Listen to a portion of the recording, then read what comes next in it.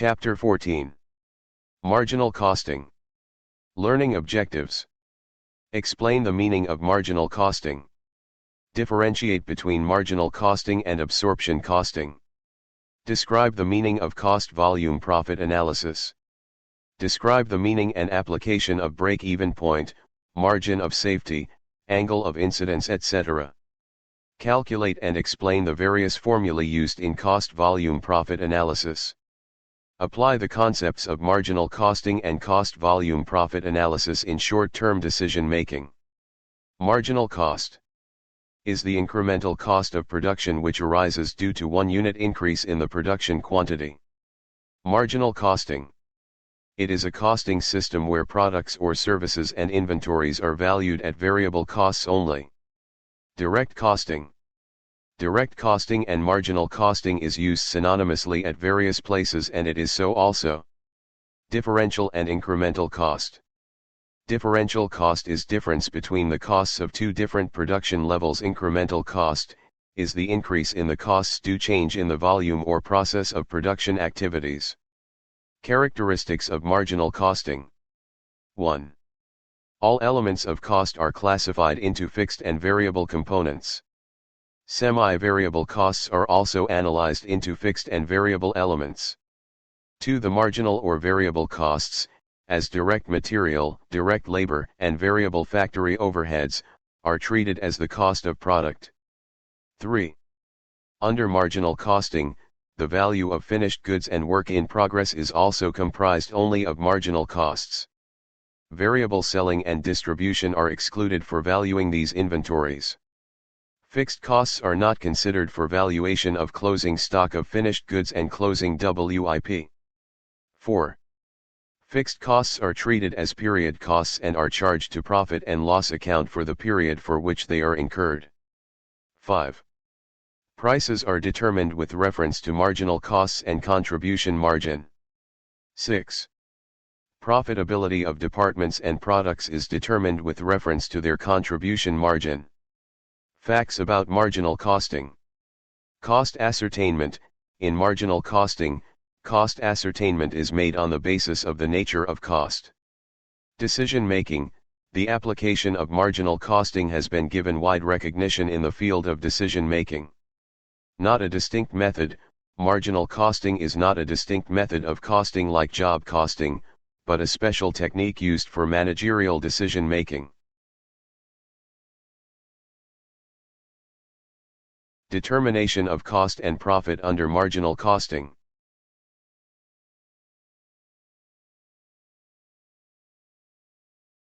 Distinction between marginal and absorption costing.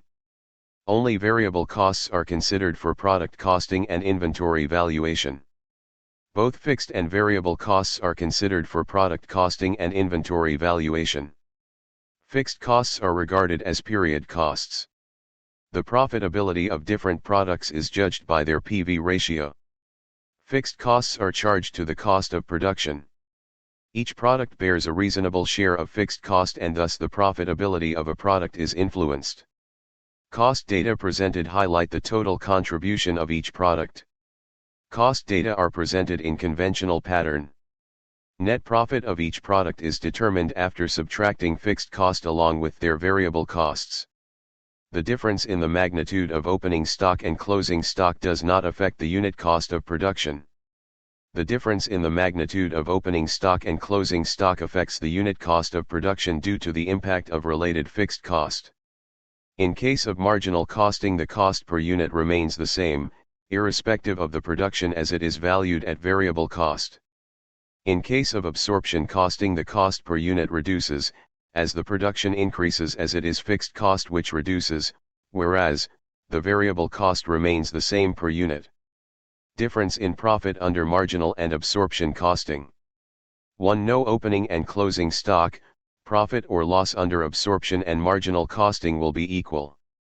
2. When opening stock is equal to closing stock, profit or loss under two approaches will be equal provided the fixed cost element in both the stocks is same amount. 3. When closing stock is more than opening stock, in other words, when production during a period is more than sales, then profit as per absorption approach will be more than that by marginal approach. The reason behind this difference is that a part of fixed overhead included in closing stock value is carried forward to next accounting period. 5. When opening stock is more than the closing stock, in other words, when production is less than the sales, profit shown by marginal costing will be more than that shown by absorption costing. This is because a part of fixed cost from the preceding period is added to the current year's cost of goods sold in the form of opening stock under absorption costing. Advantages of marginal costing. 1. Simplified pricing policy. Since marginal cost per unit is constant from period to period within a short span of time, firm decisions on pricing policy can be taken. If fixed cost is included, the unit cost will change from day to day depending upon the volume of output. 2. Proper recovery of overheads. Overheads are recovered in costing on the basis of predetermined rates. If fixed overheads are included on the basis of predetermined rates, there will be under-recovery of overheads if production is less or if overheads are more, vice versa in case of production is more or if overhead are less. 3. Shows realistic profit. Advocates of marginal costing argues that under the marginal costing technique, the stock of finished goods and work in progress are carried on marginal cost basis and the fixed expenses are written off to profit and loss account as period cost. This shows the true profit of the period. 4. How much to produce. Marginal costing helps in the preparation of break-even analysis, which shows the effect of increasing or decreasing production activity on the profitability of the company. 5. More control over expenditure. Segregation of expenses as fixed and variable helps the management to exercise control over expenditure. The management can compare the actual variable expenses with the budgeted variable expenses and take corrective action through analysis of variances. 6. Helps in decision making. Marginal costing helps the management in taking a number of business decisions like make or buy, discontinuance of a particular product, replacement of machines, etc. 7. Short-term profit planning. It helps in short-term profit planning by B.E.P charts. Limitations of marginal costing. 1. Difficulty in classifying fixed and variable elements. It is difficult to classify exactly the expenses into fixed and variable category. Most of the expenses are neither totally variable nor wholly fixed. For example, various amenities provided to workers may have no relation either to volume of production or time factor. 2. Dependence on key factors. Contribution of a product itself is not a guide for optimum profitability unless it is linked with the key factor. 3. Scope for low profitability. Sales staff may mistake marginal cost for total cost and sell at a price, which will result in loss or low profits. Hence, sales staff should be cautioned while giving marginal cost. 4. Faulty valuation. Overheads of fixed nature cannot altogether be excluded, particularly in large contracts, while valuing the work in progress. In order to show the correct position, fixed overheads have to be included in work in progress.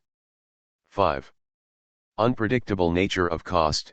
Some of the assumptions regarding the behavior of various costs are not necessarily true in a realistic situation. For example, the assumption that fixed cost will remain static throughout is not correct. 6. Marginal costing ignores time factor and investment. The marginal cost of two jobs may be the same, but the time taken for their completion and the cost of machines used may differ. 7. Understating of WIP.